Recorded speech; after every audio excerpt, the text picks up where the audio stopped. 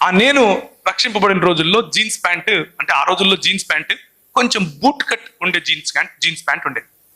నేను boot cut వెయ్యను అని చెప్పాను. ఎందుకు అని అంటే అది ఫ్యాషన్ అన్న.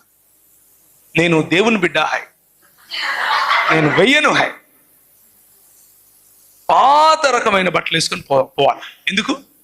బుద్ధిమంతుడు పాస్టర్ కా బచ్చా హై. అవునా కదా? Pressure, peer pressure. ఎంత ప్రెషర్ అంటే religion throws you into pressure. అందుకనే చాలా మంది యవనస్తులు యేసు ప్రభు దగ్గరికి రావాలంటే రారు. ఎందుకు రారు అని అంటే ప్రపంచంలో నిన్న ఒక శనివారము ఒక కమ్యూనిస్ట్ ఆయన, ఒక ఆర్ఎస్ఎస్ అంటే ఎక్స్-ఆర్ఎస్ఎస్, ఇంకొక అంబేద్కరిస్ట్, ఈ ముగ్గురిని కూర్చోబెట్టి నేను ఒక చర్చ కండక్ట్ చేశాను రక్షణ టీవీలో. డిబేట్ లాంటి చర్చ. ఆ చర్చలో ఈ ఆర్ఎస్ఎస్ ఆయన అంటున్నాడు, యేసు ప్రభు అంటే ఎవరికి ఇబ్బంది ఉంటుందండి? ప్రపంచంలో అందరూ యేసు ప్రభుని నమ్ముతారు, అందరూ యేసు ప్రభు అంటే ఇష్టమే, కాకపోతే క్రైస్తవులు చూస్తేనే చిరాకు అంటున్నాడు. క్రైస్తవులను చూస్తే చిరాకు. నిన్న నేను కర్నూలులో ఉన్నా. నిన్న రాత్రి 11 గంటలకు డ్రైవ్ చేసుకుంటూ నేను ఒక్కనే, నేనే డ్రైవరు, నేనే క్లీనరు, నేనే వాషరు. హైదరాబాద్కు వచ్చే వరకు 2 అయింది. కానీ ఎందుకు అంటే అక్కడున్న పాస్టర్ గారి పిల్లలు నాకు ఈ మాట చెప్తున్నారు, అన్న అంత బాగుందన్న, కానీ మా సంఘంలోకి రావాలంటే ఇది ఒక పెద్ద పరిసయ్యుల గుంపన్న అంటున్నారు. ఏం గుంపు? ఎందుకు అనంటే బయట తెల్ల కనిపిస్తారన్న, లోపల మాత్రం కుళ్ళన్న, కుళ్ళు. ఇది మన సమస్య. ఎక్కువ మంది యంగ్ పీపుల్ ఎందుకు యేసు ప్రభువును వెంబడించడానికి దూరంగా ఉంటారు అంటే వాళ్ళకు కావలసిన ఫ్రెండ్షిప్ దొరకదు, వాళ్ళకు కావలసిన రిలేషన్షిప్ సంఘంలో మనం ఇవ్వలేకపోతున్నాం. సంఘంలో అది కనిపించదు. వాళ్ళకి ఏమనిపిస్తుంది అని అంటే this is a boring life.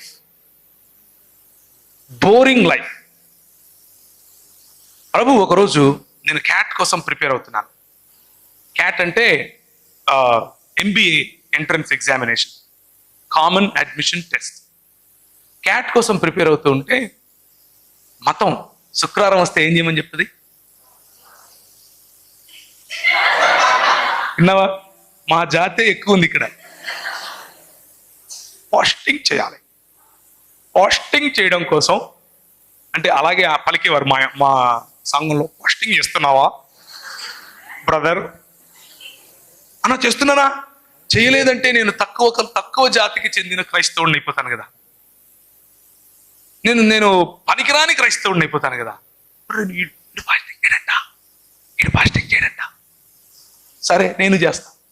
శుక్రవారం వచ్చింది, నారాయణగూడ బ్యాప్టిస్ట్ చర్చ్కి వెళ్ళాను. ఫాస్టింగ్ చేసుకుంటూ ఉదయం నుంచి సాయంత్రం వరకు ప్రభుత్వం గడపాలి అని మతపరమైనటువంటి కోరిక, మతపరమైనటువంటి ప్రభువును సంతోష పెట్టాలి అన్న కోరిక.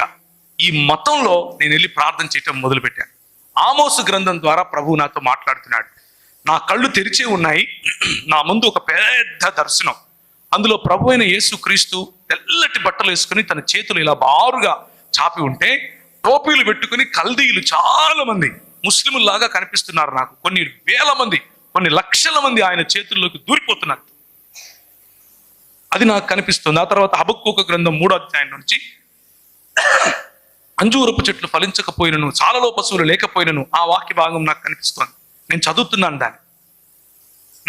అప్పుడు నేను ప్రభు నన్ను ఉత్తర భారతదేశంలో పరిచర్య కోసం నువ్వు వెళ్ళాలి అని నాతో మాట్లాడుతున్నాడు. ఉత్తర భారతదేశంలో పరిచర్య కోసం నువ్వు వెళ్ళాలి. ఇందోర్ అనే పట్టణానికి నువ్వు వెళ్ళాలి. మళ్ళీ యాజ్ యూజువల్ ఒక బ్యాగ్ తీసుకున్నాను, 2 జతలు వేసుకుని బయలుదేరాను. మా వాళ్ళందరూ అంటున్నారు, నీకేం పిచ్చి పట్టింది రా, నువ్వు ఆడ ఎవరు తెలియదు, నీకు భాష రాదు అంటే, నాకు వచ్చు అన్న. ఏమొచ్చు అంటే ఇదర్ ఆతా హై మై జాతా హై, ఈ 2 వచ్చు. తుమ్ ఆతా హై మై జాతా హై, ఈ 2 హిందీ భాషలో బాగా వచ్చు నాకు. అది వచ్చు అన్నాను.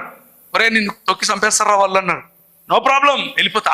కసి, దేవుని కోసం, దేవుడు మాట్లాడాడు అన్న కసి. కానీ ఆ రోజు ప్రార్థనలో గడిపిన సమయం నాకేం నేర్పింది అని అంటే, మతం కాదు నాకు కావాల్సింది, నువ్వు నాకు కావాలి అని ప్రభు నేర్పించాడు. It is not about religion. మత ప్రాతిపదికన చేసే పనులు నీకు నీకు రక్షణను తీసుకొచ్చి ఇవ్వవు, నీ రక్షణను పోగొట్టవు. జాగ్రత్తగా వినండి మళ్ళీ. మత ప్రాతిపదికన చేసే పనులు నీకు రక్షణను కొనివ్వవు, నీ రక్షణను పోగొట్టవు.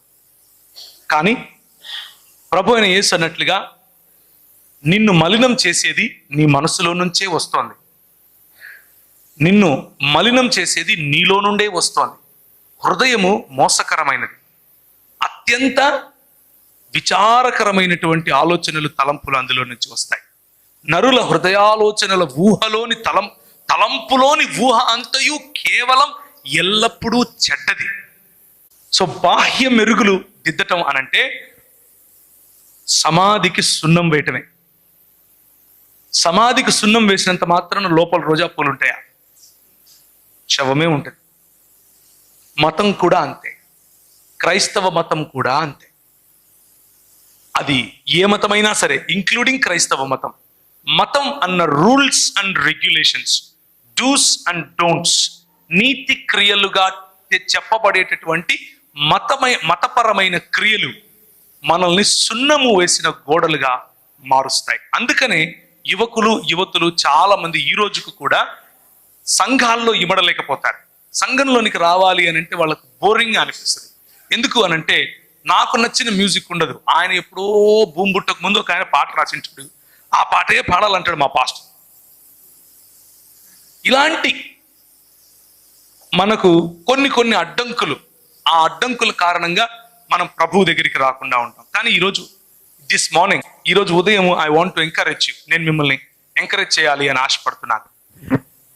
ఫ్రెండ్షిప్ దట్ యు లాస్ట్, నీకు లోకంలో కనిపించే ఫ్రెండ్షిప్ ఏం చేస్తుంది అని అంటే, ఒక్కసారి బైబిల్ ఓపెన్ చేసి చూస్తారా? లోకంలో కనిపించే ఫ్రెండ్షిప్ నువ్వు తీసుకునే నిర్ణయాలపైన ఎలాంటి ప్రభావం చూపిస్తుంది అన్న విషయాన్ని గనక మనం చూసుకుంటే, కొన్ని దేవుని వాక్యంలో నుంచి వచనాలు చూసుకుని మనం ముగించుకుందాం. మొదటి సమూయేలు గ్రంథం 18వ అధ్యాయం 1 నుంచి 4 వరకు చదువుతారా? మొదటి సమూయేలు గ్రంథం 18వ అధ్యాయం 1 నుంచి 4 వరకు.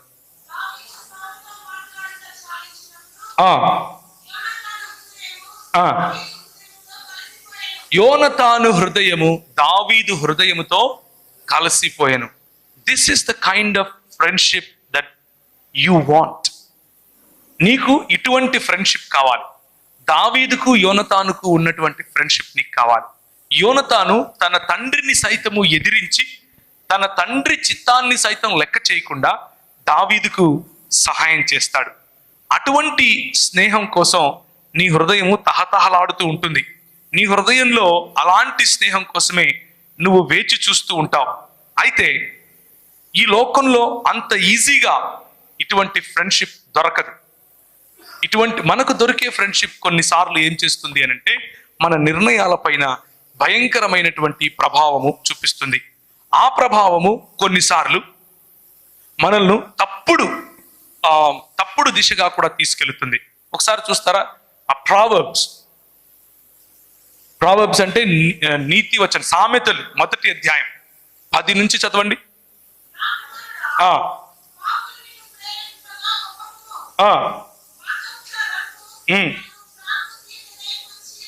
This is what happen to మీ.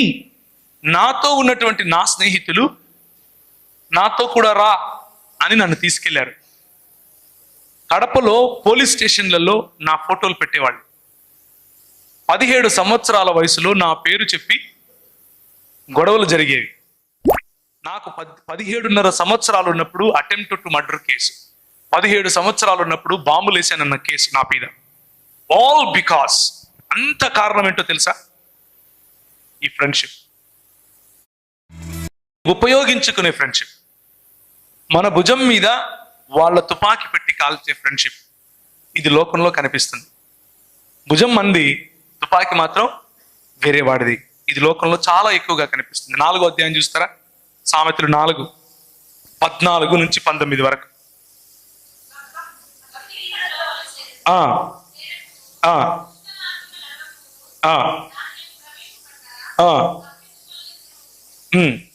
దేవుని వాక్యము మనలను దుష్ట మార్గములో ప్రవేశింపడానికి ప్రోత్సహించే వారి నుంచి తప్పించుకు తిరగమని చెబుతా ఉంది. ఇది మన మంచి కోసమే చెబుతా ఉంది. ఇంత మాత్రమే కాదు, రెండవ డ్యూటెరానమీ చూస్తారా, ద్వితీయోపదేశ కాండం 13వ అధ్యాయం 6 నుంచి 11 వరకు.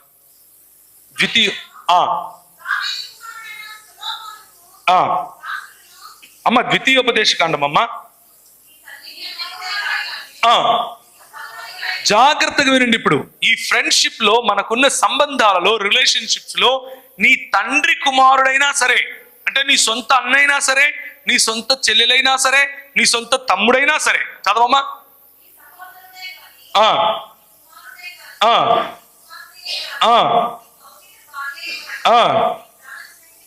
నీ ప్రాణ స్నేహితుడైనా సరే, ఈ కొన మొదలుకొని ఆ కొన వరకు,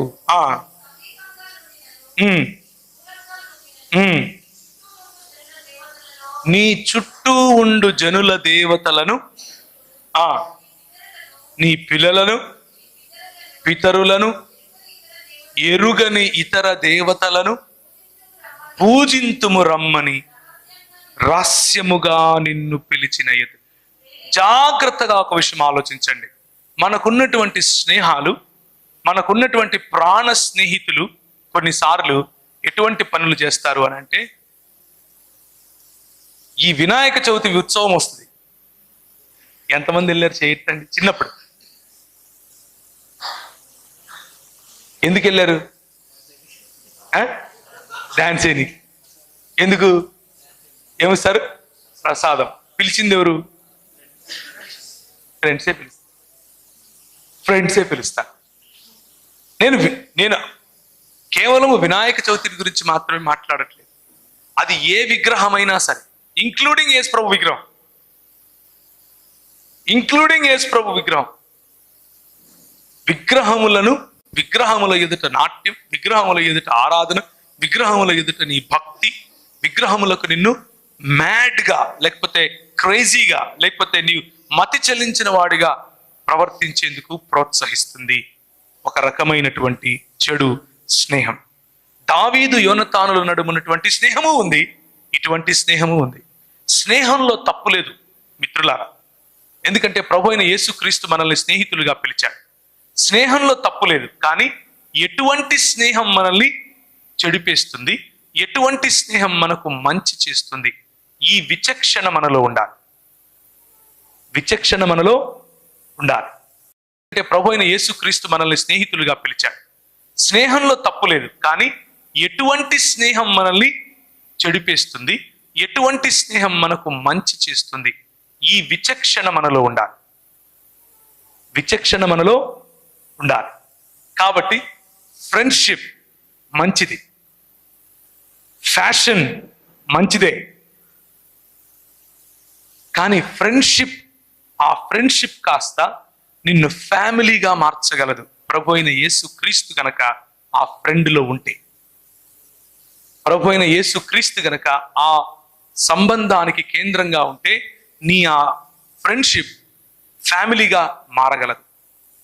నీకున్నటువంటి ఫ్యాషన్, నువ్వు ఎన్నుకున్నటువంటి ఫ్యాషన్, బయట కనిపించేటటువంటి నీ దుస్తులు, బయట కనిపించేటటువంటి నీ దాన్ని ఏమంటారు, ఏ విధంగా నువ్వు కట్టింగ్ కొట్టుకున్నావు, ఇవేవి కూడా పరలోక రాజ్యానికి నీకు అడ్డం కావు. మోడెస్టీ ఉంటే చాలు. అంటే నీ బట్టల్లో ప్రభువు కప్పిన చోట నువ్వు కప్పుకుంటే మంచిది. ప్రభువు కప్పని వాటిపైన నువ్వు కప్పుకోకపోయినా పర్వాలేదు. అంటే చేతులు, కాళ్ళు మొదలగు, ముఖం, ప్రభువు కప్పిన భాగాలను కప్పుకుంటూ ఉండే ఏ ఫ్యాషన్ అయినా, ప్రభువు నిన్ను మోడెస్ట్గా ఉండమని చెప్పాడు కదా, అటువంటి ఏ హెయిర్ కట్ అయినా, ఏ స్టైల్ అయినా సరే నిన్ను పరలోక రాజ్యంలోనికి, దేవుని రాజ్యంలోనికి రాకుండా ఆపేది కాదు. నువ్వు ఆ ఫ్యాషన్ పడనంత మాత్రాన నువ్వు పరలోక రాజ్యానికి అర్హుడివి కాదు. ఒకే ఒక్క కండిషన్, నీ ఫ్యాషన్ కంటే, నీ ఫ్రెండ్షిప్ కంటే, నీ ఫ్యూచర్ కంటే కదా ఎక్కువ ప్రాధాన్యత ప్రభు అయిన యేసుక్రీస్తుకి ఇవ్వాలి. That is the only cost that God is asking you. నిన్ను అడిగేది ఒకే ఒక్క నువ్వు చెల్లించాల్సిన మూల్యం ఏంటి అని అంటే, అన్నిటికంటే ఎక్కువగా ప్రభు అయిన యేసు క్రీస్తును నీ హృదయంలో ప్రభువుగా ఎంచుకోవాలి. దాని గురించి లెక్క అడుగుతాడు. మన థీమ్ అదే. Are you a friend of Jesus? This will be the question when the lord appears as a judge. న్యాయమూర్తిగా ప్రభు అయిన యేసు క్రీస్తు తిరిగి వచ్చినప్పుడు నిన్ను ఏమడుగుతాడు అనంటే, are you a friend of Jesus or not? నువ్వు యేసు క్రీస్తుకు స్నేహితుడివా కాదా? దేవుని ఎదుట ఫేవర్ ఒకరు చెప్పారు ఇక్కడ, దేవుని ఎదుట ఫేవర్ నువ్వు సంపాదించుకున్నావా లేదా?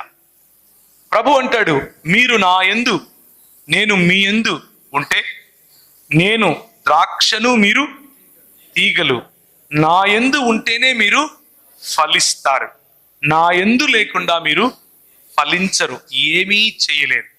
ఫలించని తీగలను నా తండ్రి నరికి వేసి కాల్చి వేస్తాడు.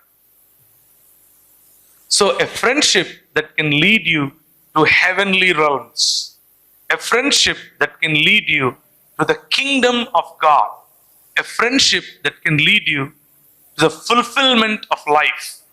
దేవుని రాజ్య భాగస్వాములుగా మీ జీవితంలో నిండైన దేవుని సన్నిధిని అనుభవించే వైపుకు తీసుకుని వెళ్ళే స్నేహాన్ని కోరుకోండి. ఆ స్నేహం మంచిది. ఆ స్నేహం దావీదు మరియు యోనతానుల మధ్య ఉన్నటువంటి స్నేహం పోలి ఉంటుంది. నాకు కొంతమంది స్నేహితులు అలాంటి వాళ్ళు ఉన్నారు. నగ్నంగా నిలబడుకుంటే నేను ఏమై ఉన్నానో ఆ విధంగా వాళ్ళకి తెలుసు. నేను పురుషులు పురుషులనే స్నేహితులుగా ఎన్నుకోండి. పురుషులు స్త్రీలను స్నేహితులుగా ఎన్నుకుంటే వాళ్ళు భార్యలై కూర్చుంటారు. ఆ తర్వాత చెప్పాలనుకున్నది కూడా చెప్పలేరు మీరు. స్త్రీలు స్త్రీలనే స్నేహితులుగా ఎన్నుకోండి, పురుషులను స్నేహితులుగా ఎన్నుకోకండి. ఎందుకు అనంటే, అలా ఎన్నుకుంటే తర్వాత వాళ్ళు మీకు శిరస్సు అయి కూర్చుంటారు.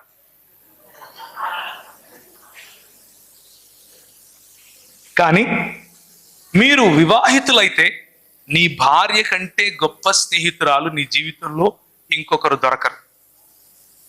Treat your wife as a friend. నీవు వివాహితవైతే నీ భర్త కంటే గొప్ప స్నేహితుడు నీకు ఇంకొకడు దొరకడు. Treat your husband as your friend. ఒకవేళ అలాంటి ఓపెన్నెస్ ఉంటే, ఒకవేళ లేకపోతే అన్ని రహస్యాలు ప్రభువుతో చెప్పుకోవచ్చు.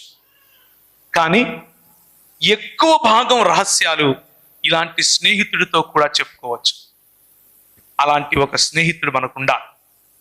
అలాంటి ఒక స్నేహితునితో మన సంబంధం ఉండాలి. అది ప్రభువు ఆమోదించేటటువంటి స్నేహం. అలాంటి స్నేహం మనలను రక్షణలోనికి నడిపిస్తుంది. అలాంటి స్నేహం మనలకు పాప పరిహారమైన బలిని పరిచయం చేస్తుంది. అలాంటి స్నేహం కారణంగా, సహవాసం అన్నది అన్యోన్యం అవడం కారణంగా యేసుక్రీస్తు రక్తము ప్రతి పాపము నుండి మనలను పవిత్రులనుగా చేస్తుంది. ఒక్కసారి చూస్తారా, 1 యోహాను 1వ అధ్యాయం 7వ వచనం. చాలా సార్లు మనం కేవలము యేసు రక్తము మనలను ప్రతి పాపము నుండి పవిత్రులనుగా చేస్తుంది అని మాత్రమే చదువుతాం. అది సంపూర్ణమైనటువంటి ఆ కాంటెక్స్ట్, దాని సందర్భాన్ని చదవకుండా ఉంటాం. ఇది ఒక్కసారి చదవండి. How important the friendship is. ఎంత ప్రాముఖ్యం సహవాసం లేకపోతే ఫ్రెండ్షిప్ అన్నది మీకు అర్థమవుతుంది. చదువుతారా?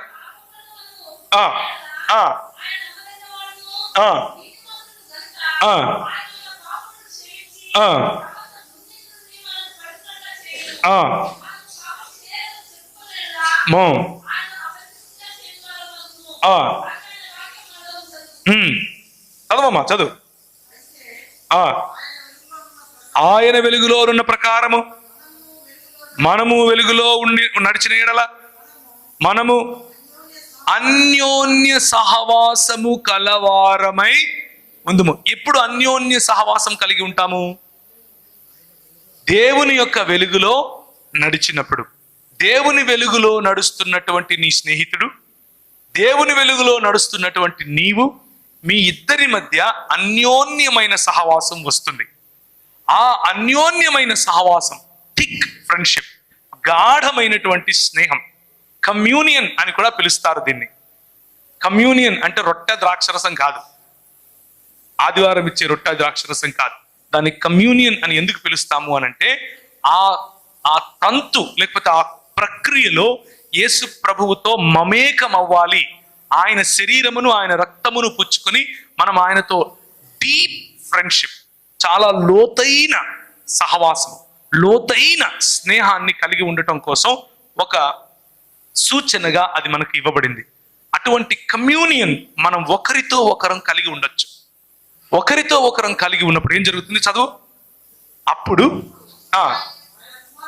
అప్పుడు ఆయన కుమారుడైన యేసు రక్తము ప్రతి పాపము నుండి మనలను పవిత్రులనుగా చేయును.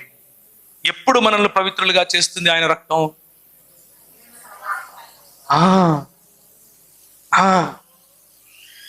ఇది మర్చిపోతాం.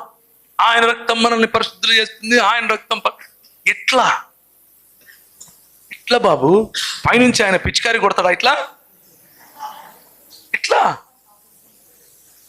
Only one way. There is only one way. ఒకే ఒక్క మార్గం. అదేంటి అని అంటే సహవాసం.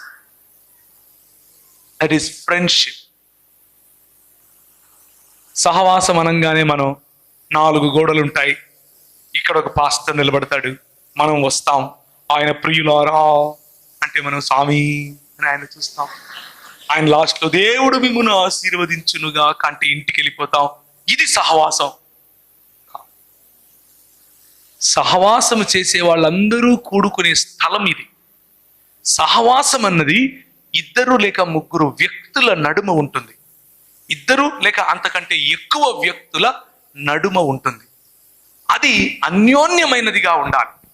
నీకు ఈరోజు అటువంటి ఫ్రెండ్ ఉన్నాడా? నీకు ఈరోజు అటువంటి స్నేహితురాలు ఉందా? ఒకవేళ లేకపోతే నా ఉద్దేశంలో నువ్వు ప్రపంచంలో అందరికంటే ఒంటరివాడి. 1000 మందిలో నువ్వు కూర్చుని ఉన్నా కానీ you are still a lonely person. You are still alone. నీకు ఇంకా ప్రభువు యొక్క ప్రణాళిక అర్థం కాలేదు. నీ పొరుగు వాడిని ఇంకా నువ్వు నమ్మలేనంత చిన్న చూపు చూస్తూ ఉంటే, he is not worthy of my friendship, వీడు నాకు ఫ్రెండ్ అయ్యేంత సీన్ వీడికి లేదు అని నువ్వు అనుకుంటూ ఉంటే దాన్నే ఏమంటారు అని అంటే తీర్పు తీర్చడం అంటారు. మళ్ళీ వద్దామా మన రోమీయులకు రాసిన పత్రికకి? రోమీయులకు రాసిన పత్రిక 14వ అధ్యాయము. ఇప్పుడు ఈ కాంటెక్స్ట్ లో దీన్ని చదివి చూడండి. 10వ వచనము. అయితే నీవు నీ సహోదరునికి తీర్పు తీర్చనేలా, నీ సహోదరుని నిరాకరింపనేలా. అండర్లైన్ చేసుకోండి. Why do you reject your brother? Why do you reject your sister? Why do you reject your friend? Why do you reject your mate? Why do you reject your own brother? నువ్వు ఎలా నిరాకరిస్తావు? దీన్నే తృణీకారం అని పిలుస్తారు. దీన్నే ఒంటరితనం అని పిలుస్తారు. నిజానికి ఒంటరితనం తృణీకరింపబడిన వాడికి కాదు, తృణీకరించే వాడికి. ఎందుకంటే వాడు మతం అనే ముసుగేసుకుని ఉంటాడు. వీడికి అంత సీన్ లేదు, వీడికి పాటలు రావు, వీడు తెల్ల బట్టలు వేసుకోడు.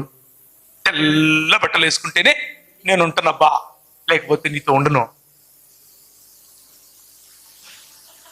ఉన్నారా?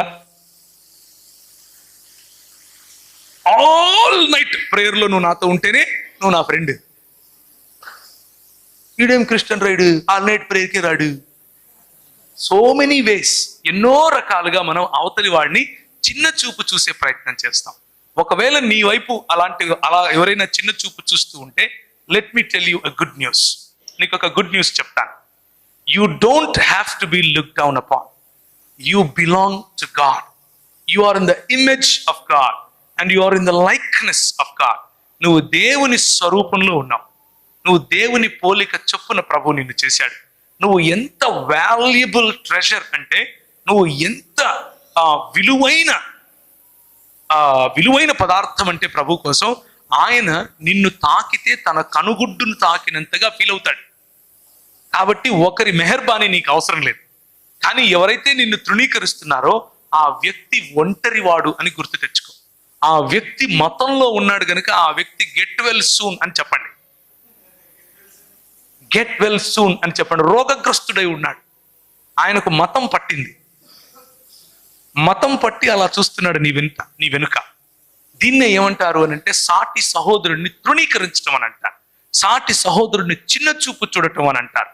సాటి సహోదరుని బాహ్య భాగాన్ని చూసి, బాహ్య ప్రవర్తనను చూసి హృదయాన్ని లెక్క కట్టడం అని అంటారు. కానీ hour God looks at your heart. మన ప్రభువు నీ హృదయాన్ని చూస్తాడు. This morning I want to ask you, do you have a friend that understands your heart? నీ హృదయాన్ని ఆయన హృదయంతో కలుపుకున్నటువంటి ఫ్రెండ్ నీకు ఎవరైనా ఉన్నారా ఈరోజు ఉదయం? ఒకవేళ లేకపోతే I request you, I encourage you to find a friend. Find a friend. నేను చాలా ట్రావెల్స్ చేస్తూ ఉంటాను. హైదరాబాద్తో మొదలు పెడితే ఆదిలాబాద్లో మొదలు పెడితే మళ్ళీ రాజమండ్రిలో మొదలు పెడితే మళ్ళీ తిరుపతిలో మొదలు పెడితే మళ్ళీ ఇందోరు, ఇలా డ్రైవ్ చేస్తూ వెళ్తూ ఉంటాను. భరణి అని నాకు ఒక తమ్ముడు ఉన్నాడు.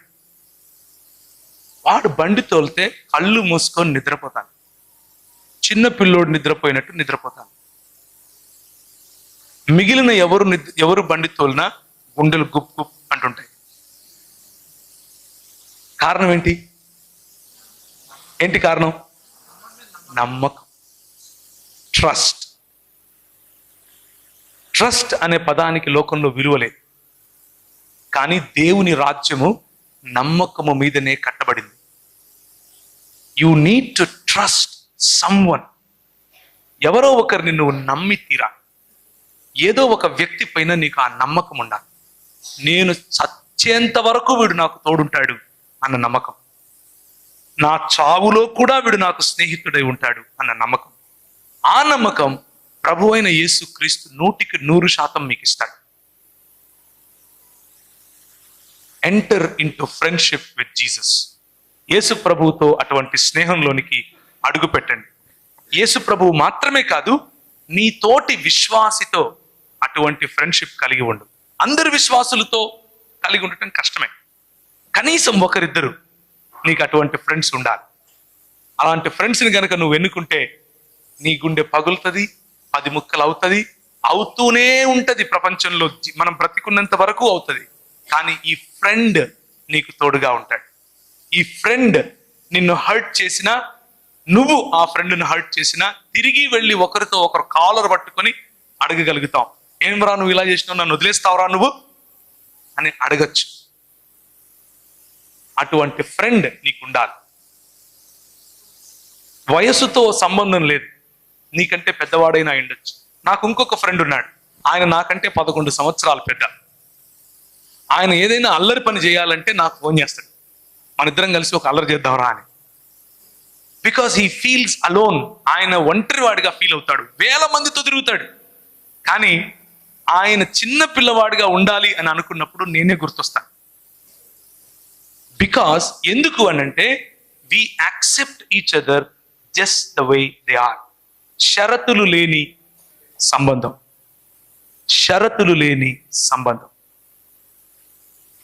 ఈ సంబంధం ప్రభు అయిన యేసు క్రీస్తు నీకు ఇవ్వగలుగుతాడు. ఆయనకు తోడుగా ఇంకొకరిని నువ్వు ఎన్నుకోవచ్చు. ఇంకొకరితో నువ్వు సంబంధం కలిగి ఉండొచ్చు. చాలా ముఖ్యం.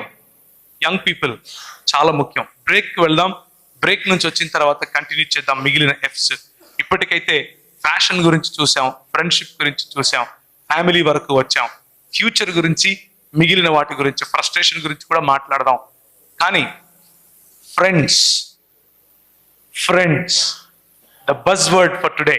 ఈరోజు ఉదయానికి మనకున్న బజ్ వర్డ్ ఏంటంటే friendship is good, friendship is great, friendship is desirable. కానీ ఎటువంటి ఫ్రెండ్షిప్? దావీదు యోనతానులకు ఉన్నటువంటి ఫ్రెండ్షిప్.